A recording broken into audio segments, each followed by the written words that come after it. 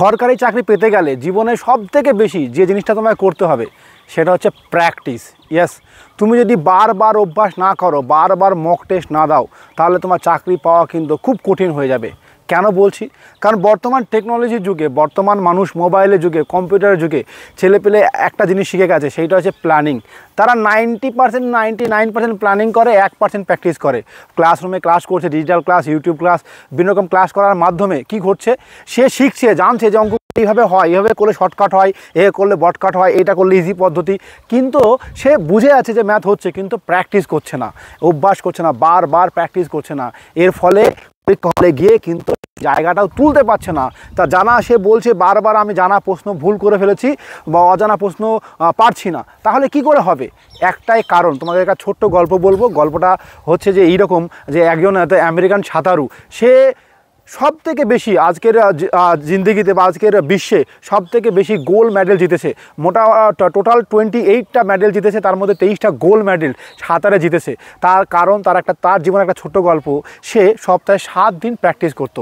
তুমি ভেবে দেখো, প্রত্যেকটা প্রতিষ্ঠান বলো, প্রত্যেকটা চাকরির জায়গা বলো, প্রত্যেকটা জায়গায় সপ্তাহে কিন্তু একদিন ছুটি থাকে।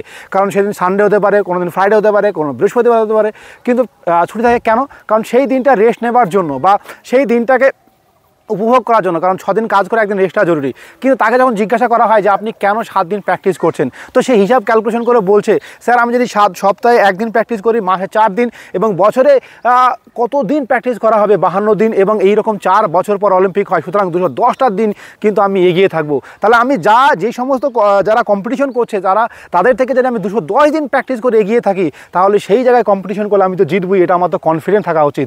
তাই বলতে হবে যে তোমাকে হতে হবে আই অ্যাম আনস্টপেবল। তোমাকে আনস্টপেবল হতে হবে। আর আনস্টপেবল হতে গেলে প্রতিদিন একটা জিনিস করতে হবে, সেটা হচ্ছে ম্যাথ এবং জিআই প্র্যাকটিস করতে হবে। আর প্র্যাকটিস না করলে হবে না। আর এই প্র্যাকটিস করে অভ্যাস করতে গেলে তোমাকে দিতে হবে মক টেস্ট। ইয়েস, সেই মক টেস্ট নেবার জন্য, সেই উদ্দেশ্য পূরণ করার জন্য আইকে স্টাডি প্রতিনিয়ত মাসে 3টে এক্সাম কিন্তু নেয়। তার নমুনা মাঝে মাঝে আমরা ভিডিও দিয়ে থাকি। আজকে সেই ভিডিওতে বুঝতে হয়েছি, তোমরা দেখতে পাচ্ছ আমাদের এ গ্রুপ, বি গ্রুপের যে ছাত্রছাত্রীরা আছে, তারা কিন্তু এই পরীক্ষায় বসেছে।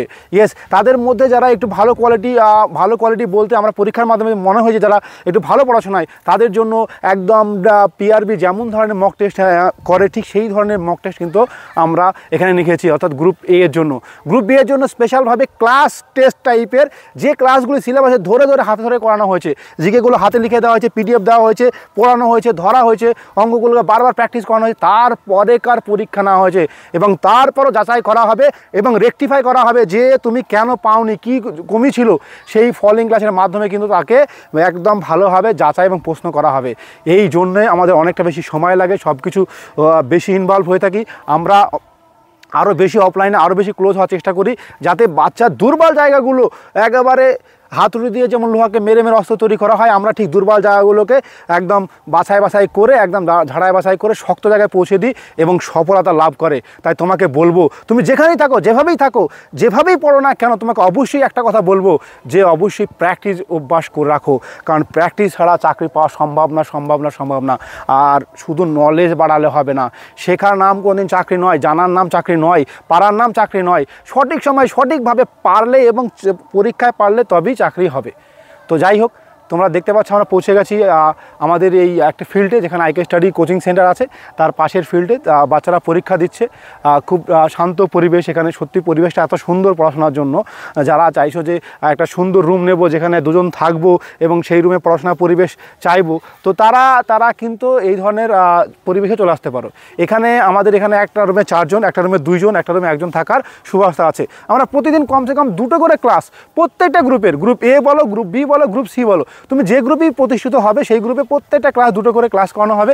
এর পরবর্তীকালে কি হবে, সেই ক্লাসের পরে তোমাকে আবার আমরা রেকটিফাই করবো। কীভাবে রেকটিফাই করবো? যে ক্লাসে তুমি কি বুঝছো না বুঝছো, সেটা সপ্তাহে 1 দিন করা হয়, যে এই স্যারের ক্লাস কেমন হয়েছে, স্যার কেমন বোঝাচ্ছে, কোথায় কমতি হচ্ছে, বা আরও কোনো নতুন ধরনের তুমি কি চাও কি না, এই সমস্ত প্রশ্ন কিন্তু হয়ে থাকে, যেগুলি অনেক কোচিং সেন্টার কিন্তু করে না। কেন করে না? তারা ব্যবসাটাকে মূলভাবে যে এইভাবে করলেই হলো, দেখালেই হলো, সে একটা বিষয়। তো তোমাদের তোমাদেরকে বলবো অনেক ধরে অভিজ্ঞতা আমাদের আছে, সেই অভিজ্ঞতা থেকে আমরা নিজের একজন সফল ব্যক্তি, সেই সফলতার গন্ধ থেকে বলতে পারি যে তুমি আসলে তুমি এখান থেকে কিছু না কিছু শিখবেই এই বিষয়ে কোনো সন্দেহ নেই। কারণ শেখার জন্য সবথেকে স্পেশালভাবে এখানে তৈরি করা আছে। আমাদের যে স্যাররা আছেন তারা বহুত এক্সপিরিয়েন্সড এবং অনেকেই সার্ভিসম্যান, তারা বিভিন্ন সার্ভিসের সঙ্গে যুক্ত এবং সবথেকে বড় কথা তাদের অভিজ্ঞতা, তাদের পড়ানোর স্টাইল, তাদের পড়ানোর যে টেকনিক সেগুলো অত্যাধুনিক এবং সবথেকে ভালো বোঝানোর ক্ষমতা। তুমি একবার বুঝলে বা ক্লাস করলে বলবে হ্যাঁ সত্যি এত ভালো ক্লাস করেছি। তাই বলবো এই ধরনের ব্যবস্থাপনা, এই ধরনের পরিকাঠামো, এই ধরনের টেকনিক পেতে গেলে চলে আসতে হবে আইকে স্টাডি ফোর্স একাডেমিতে, যেটি নদিয়া জেলার করিমপুরে অবস্থিত। এখানে থাকা খাওয়া পড়াশোনা পুরোপুরি ফ্রি, সামান্য টাকার বিনিময়ে নেওয়া হয়। কীরকম বিষয়, যে তুমি যদি নেভিতে চাকরি করতে চাও তাহলে নেভির 1 তারিখ থেকে স্পেশাল ব্যাচ শুরু হতে চলেছে। সেখানে মাত্র 10,000 টাকা লাগবে, এরপরে থাকা খাওয়া পড়াশোনা পুরোপুরি ফ্রি।